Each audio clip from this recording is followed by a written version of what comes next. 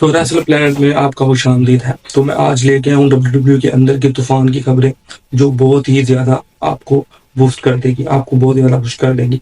ये न्यूज़ आपने पहले अभी तक नहीं सुनी होंगी।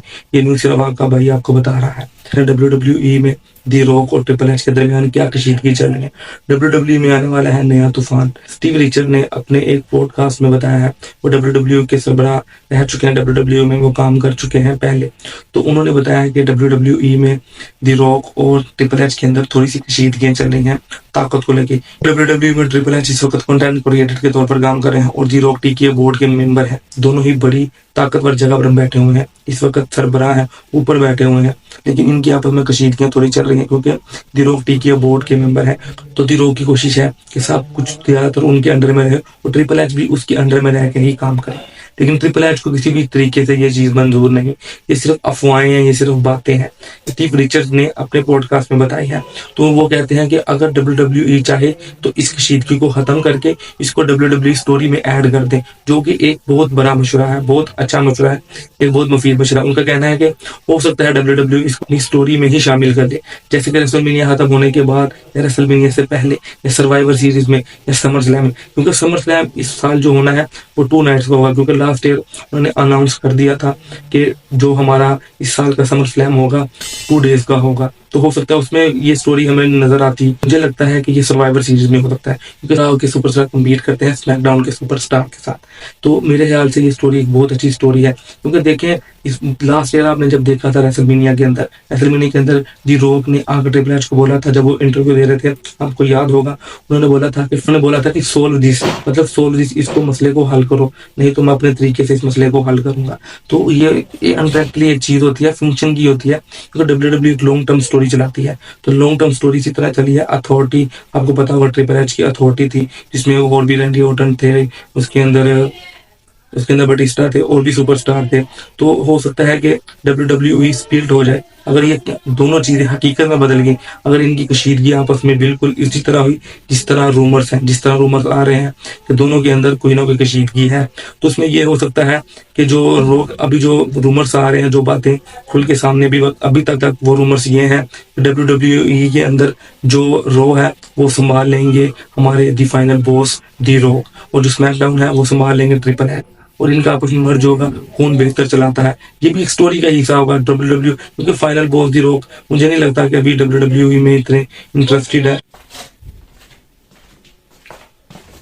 इस वक्त रॉक का सारा जो अपना फुल फोकस है वो डब्ल्यूडब्ल्यूई के ऊपर है। मूवीज वो कम बना रहे हैं क्योंकि अब वो टीके बोर्ड के मेंबर हैं। उनको पता है कि इस कंपनी को अब मैं ही आगे लेके, मतलब मजीद आगे लेके जा सकता हूँ, क्योंकि दी रॉक की फैन फॉलोइंग आप सब जानते हैं बहुत ज्यादा है।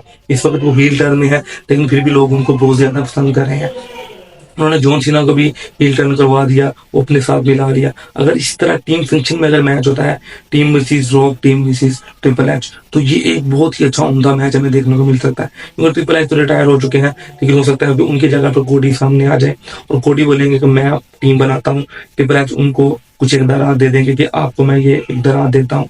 तो इस तरह हमें बहुत ही उम्दा मैच देखने को मिल सकता है, क्योंकि ये कशीदगी अंदर की बातें होती हैं तो ही बाहर आती हैं। कुछ ना कुछ इसके अंदर होगा, कुछ ना कुछ इसके अंदर कहानी के अंदर सच होगा, तो वो हमें अब आने वाले वक्त में देखने को मिल जाएगी। इस वक्त सब बात कर रहे हैं स्मैकडाउन की, रॉ की और रेसलमेनिया की, लेकिन मैं आपको बता दूं, अगर आपने रेसलमेनिया से भी बड़ा इवेंट देखना है तो समर स्लैम होगा। समर स्लैम, मेरी इस बात को याद रखें कि समर स्लैम इतना बड़ा इवेंट होगा कि आप रेसलमेनिया को ही भूल जाएंगे, क्योंकि रेसलमेनिया बहुत बड़ा इवेंट है, इसमें मानने वाली बात नहीं है, दो राय नहीं है कि रेसलमेनिया से बड़ा कोई इवेंट होगा।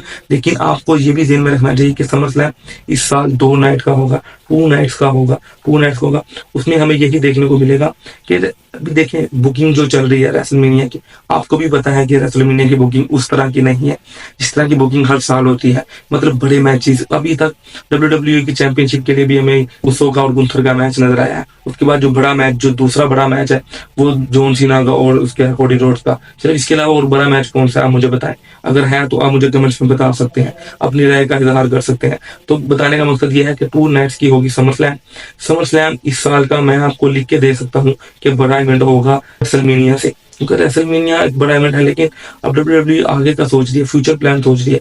अब वो समर स्लैम को एक बड़ा ब्रांड की तरह बहुत बड़े ब्रांड की तरह देखते हैं कि यार समर स्लैम हमारा एक बहुत बड़ा ब्रांड होगा, क्योंकि लोग उसको बहुत ज्यादा पसंद करते हैं। रेसलमेनिया के बाद सबसे बड़ा जो ब्रांड है वो समर स्लैम ही है, जिसको लोग बहुत ज्यादा पसंद करते हैं।